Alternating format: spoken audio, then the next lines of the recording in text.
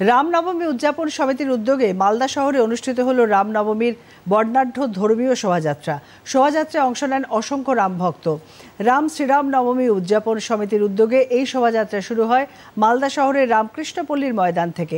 শোভাযাত্রায় অসংখ্য রামভক্তের সঙ্গে পা মেলালেন উত্তর মালদার সাংসদ খগেন মুর্মু, মালদা কেন্দ্রের বিজেপি বিধায়ক গোপাল চন্দ্র সাহা সহ অন্যরা। তাদের উপস্থিতিতেই শোভাযাত্রায় সামিল রামভক্তরা মেতে ওঠেন রামনবমীর আনন্দ উচ্ছ্বাসে। পুলিশের উপস্থিতি ছিল চোখে পড়ার মতো।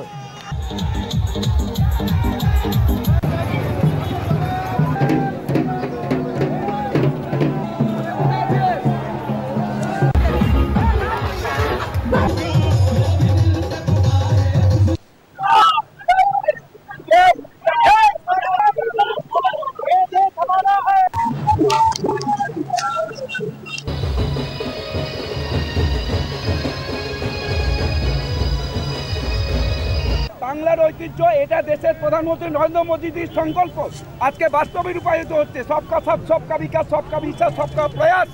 এই যে আজকে সারা দেশ জুড়ে আজকে গড়ে উঠছে, দেখছেন হিন্দু মুসলিম ভাই ভাই একসাথে যাচ্ছেন। আর তৃণমূল কংগ্রেস এখানে কিছু মানুষের তারা এখানে জেহাদি তৈরি করবার চেষ্টা করছে, আদুরঘর তৈরি করছে পশ্চিমবাংলায়। এটা পশ্চিমবাংলার মানুষ হিন্দু মুসলিম সবাই মিলে এই তৃণমূল কংগ্রেসের সমস্ত রকমের তার চক্রান্তকে ব্যর্থ করবে। আজকে এই রামনবমী উৎসবে দেখছেন সবাই রাস্তায় নেমেছেন, পায়ে পা মিলাচ্ছেন, একসাথে তারা হাঁটছেন।